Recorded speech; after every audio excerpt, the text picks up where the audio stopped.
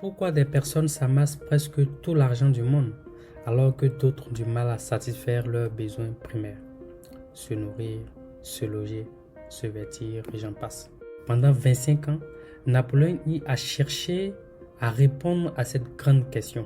Dans sa recherche, il a interviewé plus de 500 personnes riches de son époque. Le fruit de ce travail de longue haleine est paru en 1937 et est consigné dans un livre intitulé « Réfléchissez et devenez riche ». Je pense que si vous vous intéressez à la richesse, vous devriez absolument lire ce livre. L'auteur parle d'un secret en début du livre, mais il ne le révélera jamais explicitement, car pour lui, chacun devra le découvrir par lui-même à la suite de la lecture du livre. Je partage avec vous 8 grandes clés que j'ai tirées de la lecture du livre et peut-être que vous n'allez pas trop aimer la dernière. La première clé, c'est qu'il faut un désir obsessionnel de gagner. Le désir doit être si grand qu'il faut éliminer tout plan B. Il faut un seul et unique plan. Je vais illustrer cela par une histoire fascinante. Il y a très longtemps, un grand commandant devait prendre une décision face à des ennemis qui étaient beaucoup plus nombreux, voire plus forts que ses soldats. Lui et ses compagnons ont utilisé un bateau pour se rendre dans le camp adverse pour combattre. Le commandant a fait quelque chose de totalement fou. Il a tout simplement brûlé le bateau qui les y a emmenés en disant à ses soldats: vous voyez, il y a un seul moyen pour nous de rester vivants, c'est de gagner ce combat. Soit on gagne, soit on meurt. Le fait de n'avoir pas laissé le choix a réveillé en eux un désir ardent de gagner et a fait exploser en eux la fameuse énergie du désespoir. Finalité, contre toute attente, ils ont remporté ce fameux combat. La leçon est que sans un grand désir, il est très facile d'abandonner aux premières difficultés. Le fait de brûler le bateau a éliminé toute possibilité de fuir le combat, ce qui a fait que les soldats ont donné le meilleur d'eux-mêmes, peut-être même plus que le meilleur d'eux-mêmes. Alors votre désir dans ce contexte ne doit pas être forcément un désir de survie, mais votre désir doit être lié à vos objectifs propres à vous, qu'il faut prendre le soin d'écrire. Après avoir écrit vos objectifs qui doivent être très spécifiques, il faut y ajouter un plan adéquat et précis pour atteindre ces objectifs. Et pour développer ce désir, il faut lire chaque matin jusqu'à ce que ces objectifs et les plans pour les atteindre soient intégrés complètement dans votre subconscient. Et justement, la deuxième clé est liée au subconscient. C'est le fait d'utiliser l'autosuggestion pour influencer le subconscient. La malchance est parfois créée d'abord par votre esprit. L'esprit est composé de 2 grandes parties, le conscient et le subconscient. Le subconscient ne juge pas, il prend juste l'information que vous lui donnez. Il ne distingue pas si elle est bonne ou mauvaise. Il fonctionne avec les mots-clés.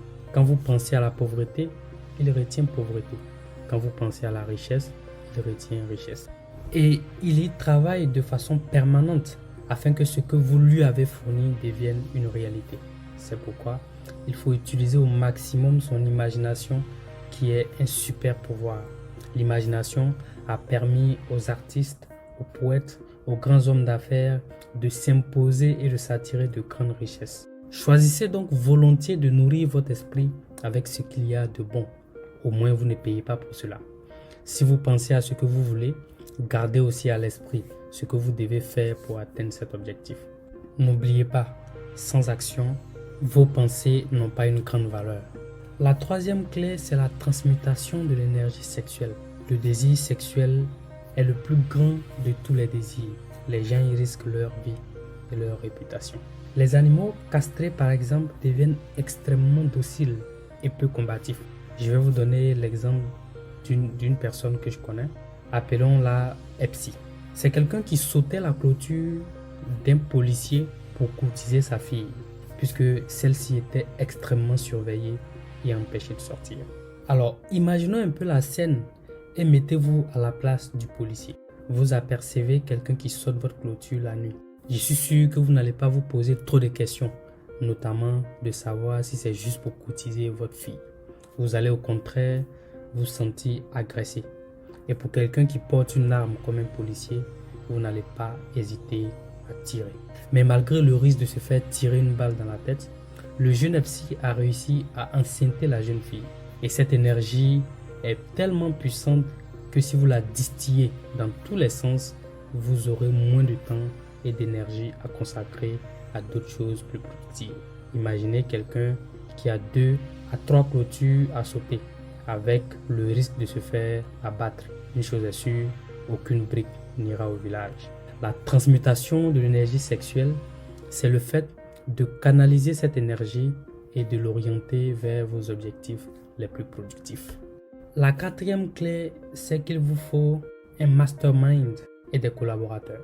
Alors, si vous êtes vraiment ambitieux, les défis seront tellement énormes qu'il vous faudra forcément coopérer avec un mastermind group. Alors, le mastermind group, c'est un ensemble de personnes avec qui vous pouvez partager votre vision, vos projets, où vous pouvez vous encourager quand l'échec surviendra et aussi profiter des conseils et de l'expérience des autres. Également, il vous faudra à un certain moment des collaborateurs parce qu'il est impossible d'avoir un grand succès sans des collaborateurs de qualité qui épousent la même vision que vous. De ce fait, il faut apprendre à être un bon leader pour ses collaborateurs en encourageant, en utilisant le moins possible la force. Un faible leader rappelle toujours son titre. Les meilleurs les cachent et se focalise sur leurs qualités présentes. La 5e clé, c'est la foi. La foi dépasse la raison. Elle opère dans l'insaisissable, dans l'infini. Et sans foi, il est impossible de faire un grand progrès.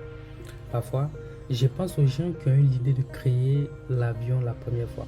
J'imagine comment cela allait faire peur, allait être un peu déraisonnable. Vouloir créer quelque chose qui vole comme un oiseau et qui défie la loi de la gravité. Mais aujourd'hui, l'avion est le moyen de transport le plus sûr.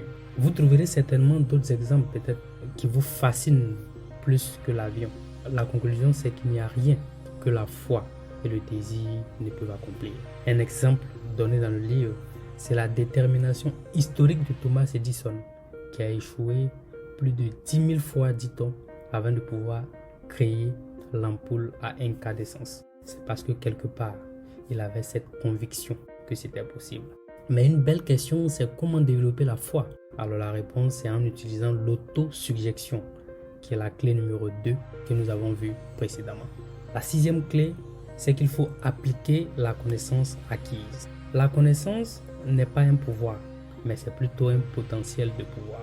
Le monde ne vous paye pas pour ce que vous connaissez, mais plutôt pour ce que vous en faites. Connaissance sans action est vaine et inutile.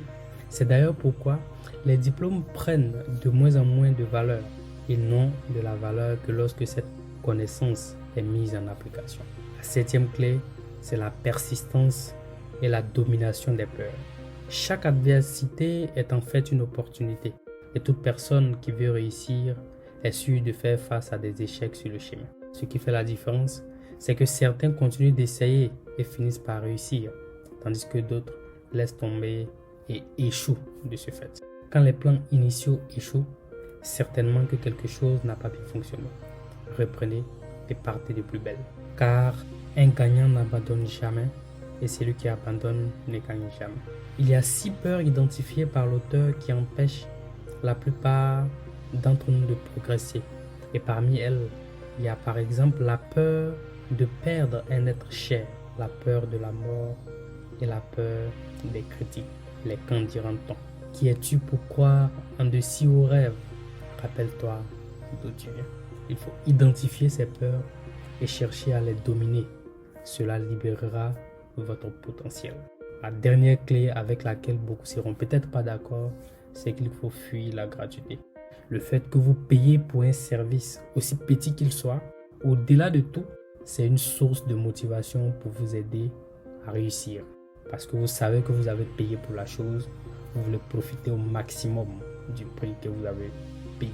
En général, les gens ne valorisent pas ce qui est gratuit, et vous y compris. Pas forcément parce que cela n'a pas de valeur, mais juste parce que les gens n'ont pas payé, ils ne voient aucune valeur pour ça. Pour finir, je pense qu'il faut faire attention car si vous développez un grand désir obsessionnel pour la richesse, votre plan pour l'acquérir doit être aussi basé sur l'honnêteté. Sinon, c'est le chaos assuré et une richesse acquise ainsi ne dure pas ou vient avec des frustrations et la honte. L'actualité l'impose. Dubaï porte à potie. À la prochaine.